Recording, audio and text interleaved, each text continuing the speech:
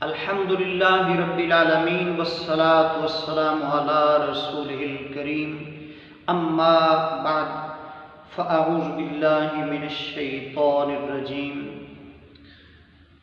اس نے یوسف پہ کٹی مصر میں انگشتیں زنا، اس نے یوسف پہ کٹی مصر میں انگشتیں زنا، سر کٹاتے ہیں تیرے نام پہ مردان عرب۔ معزز سامعین کرام، حق و باطل کا ایک عظیم معرکہ جو کفار اور مسلمانوں کے مابین میدان بدر میں رونما ہوا، یہ ایک ایسا حق و باطل کا معرکہ ہے جو تاریخ میں سنہری حروف سے رقم ہے۔ 17 رمضان جمعۃ المبارک 2 ہجری، حق و باطل کی دونوں فوجیں میدان بدر میں آمنے سامنے ہیں۔ مبارزت کفار کی طرف سے طلب کی جا رہی ہے، کفار کی طرف سے للکارا جا رہا ہے، جن کی تعداد تقریباً 1000 کے لگ بھگ تھی۔ اسلحہ سے لیس ہر طرح پوری تیاری کر کے حضور کے غلاموں کے سامنے کھڑے، اور حضور کے غلام 313 کے لگ بھگ ہیں۔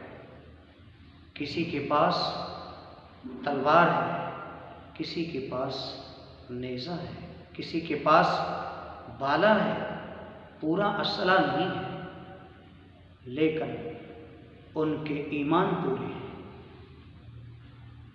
کفار کی طرف سے للکارا گیا۔ میرے آقا کریم رحمت عالم صلی اللہ علیہ وسلم نے انصار کے 3 آدمیوں، 3 نوجوانوں کو بھیجا۔ ایک کا نام معوذ، دوسرے کا نام معاذ ہے، اسی طرح ایک اور۔ 3 انصار کی طرف سے نوجوان کفار کی مبارزت طلب کرنے پر ان کے سامنے جا کھڑے ہوئے۔ ادھر سے عتبہ اپنے بھائی شیبہ کو لے کر اور اپنے بیٹے ولید کو لے کر میدان میں کھڑا تھا۔ جب معوذ و معاذ ان انصاری نوجوانوں کو انہوں نے دیکھا تو پوچھا تم کون؟ کہنے لگے ہم انصاری نوجوان ہیں، ہمیں حضور نے بھیجا ہے۔ عتبہ کہنے لگا کہ ہم آپ سے نہیں لڑتے، اس لیے کہ آپ ہمارے مد مقابل نہیں، آپ ہمارا جوڑ نہیں۔ جاؤ اپنے نبی سے کہہ دو کہ ہمارے جوڑ کے مطابق بھیجیں۔ ہمارے جو مد مقابل ہیں، ہمارے خاندان سے ہیں، ہمارے ہم عمر ہیں، ہماری طرح تجربہ کار ہیں، ان کو بھیجو۔ وہ واپس چلے گئے۔ حضور صلی اللہ علیہ وسلم کچھ دیر کے لیے خاموش رہے۔ عتبہ کی طرف سے پھر مبارزت طلب کی گئی، پھر للکارا گیا اور کہا، عتبہ نے، اے محمد بھیجو اپنے نوجوانوں کو جو ہمارے ہم عصر ہوں، ہم پلہ ہوں، ہمارے ہی خاندان کے ہوں، ہماری طرح ایکسپیرینس رکھتے ہوں، تجربہ کار ہوں۔ میرے آقا کریم رحمت عالم صلی اللہ علیہ وسلم نے اپنے 313 غلاموں کی طرف نظر دوڑائی تو سرکار نے فرمایا، قم یا عبیدہ، قم یا حمزہ، قم یا علی۔ اے عبیدہ اٹھو، اے حمزہ اٹھو، اے علی اٹھو، اور عتبہ، شیبہ، ولید ان کو ہمیشہ کے لیے سلا دو، واصل جہنم کر دو۔ حضرت حمزہ، حضرت عبیدہ، حضرت علی رضی اللہ تعالی عنہم سرکار کے جانثار اپنی جانوں کی بازی لگانے کے لیے حضور کے قدموں پہ اپنی جان مارنے کے لیے اٹھے۔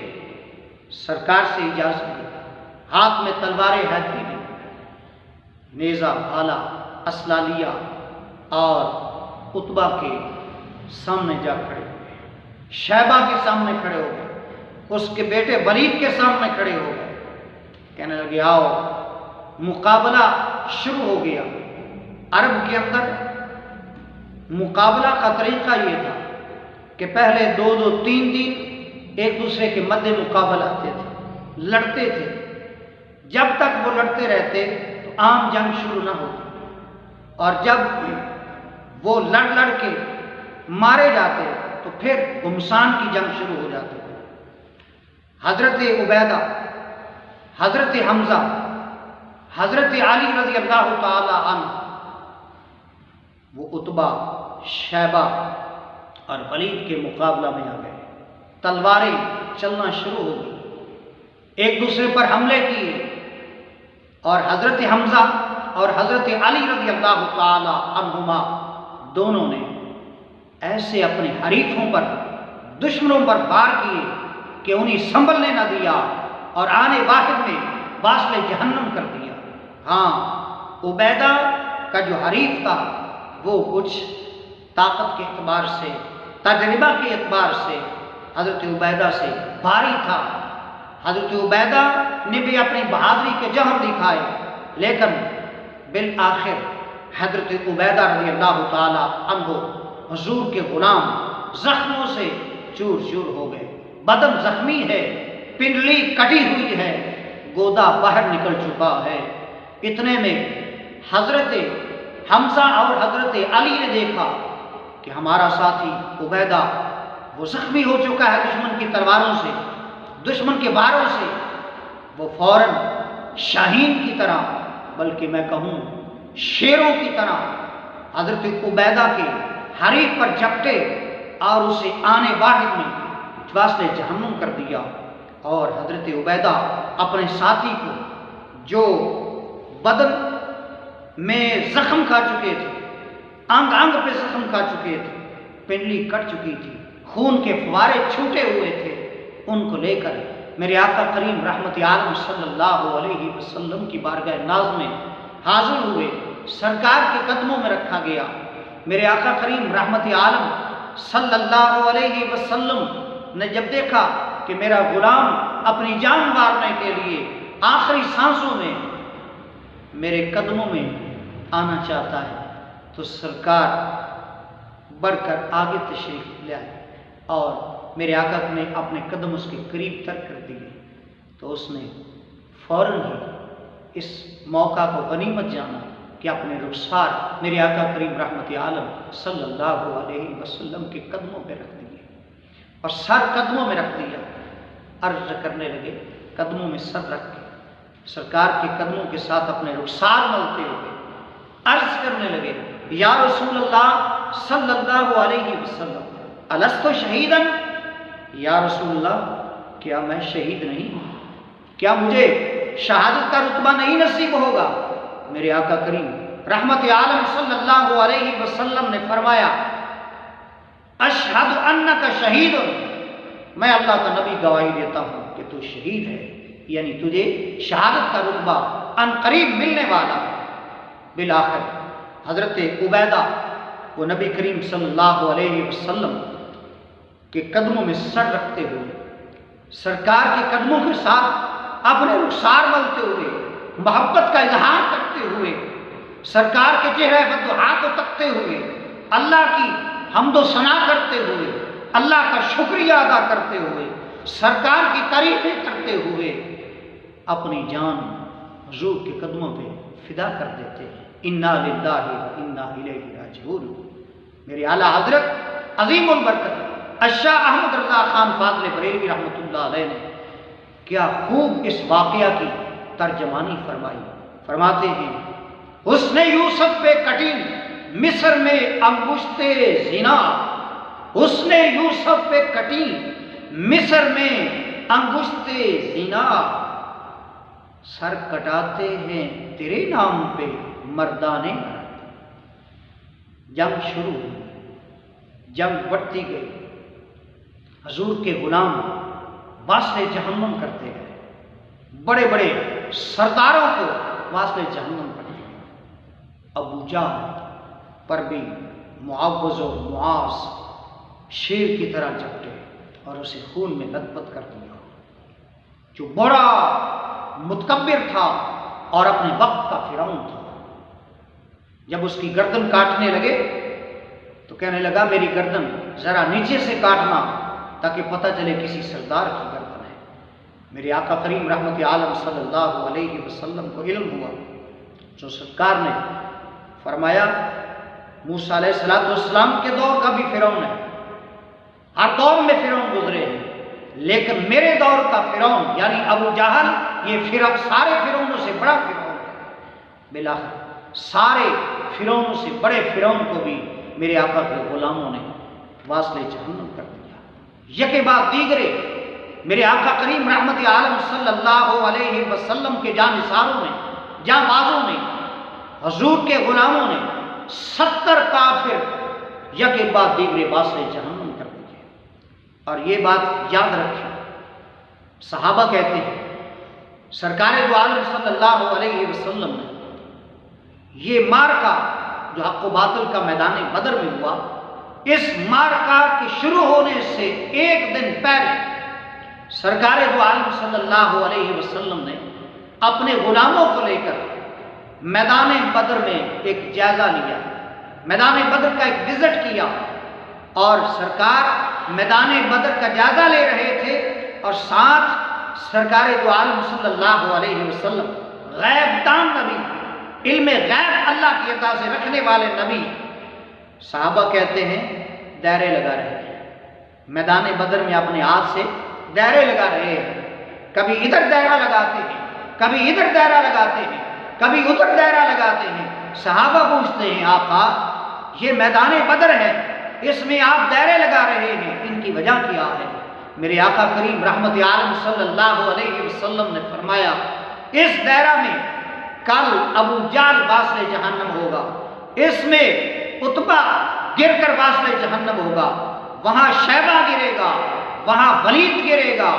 سرکار دو عالم صلی اللہ علیہ وسلم نے جہاں جہاں نشان لگائے تھے ایک دن پہلے میرے غیب دان نبی نے، صحابہ کہتے ہیں جب حضور کے غلاموں نے، جانثاروں نے، جان بازوں نے ان پر وار کیے تو اس وقت خدا کی قسم سرکار نے ایک دن پہلے، غیب دان نبی نے ایک دن پہلے جہاں جہاں اپنے رحمت والے ہاتھوں سے نشان لگائے تھے، اور ایک دن پہلے وہ غیب کی خبر دیتے ہوئے بتایا تھا یہاں ابو جہل گرے گا، یہاں عتبہ گرے گا، یہاں شیبہ گرے گا، یہاں ولید مرے گا، وہاں فلاں واصل جہنم ہوگا۔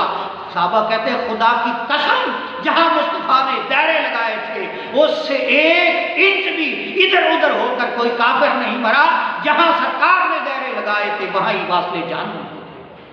اللہ اکبر، اللہ اکبر۔ یہ میرے آقا کریم صلی اللہ علیہ وسلم نے ایک دن پہلے بتا دیا تھا، اور دوسرے دن وہ واقعہ ہی جو سرکار نے فرمایا تھا وہ رونما ہوا۔ صحابہ نے دیکھا، چشم فلک نے دیکھا کہ وہاں واصل جہنم ہو کر گر رہے ہیں، مر رہے ہیں۔ بالآخر اللہ تعالیٰ نے حضور کے غلاموں کو فرشتے بھیج کر مدد فرمائی، حضور کے غلاموں کی فرشتے بھیج کر مدد فرمائی۔ یہ قرآن کے اندر واضح لکھا ہوا ہے، حدیثوں کے اندر لکھا ہوا ہے۔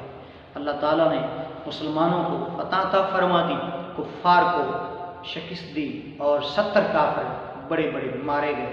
ان کو پکڑ کر کسی کے بالوں سے، کسی کے بازوں سے، کسی کے ٹانگوں سے پکڑ کر حضور کے غلاموں نے بدر کے اندھیرے کنویں میں گندے پانی میں پھینک دیا۔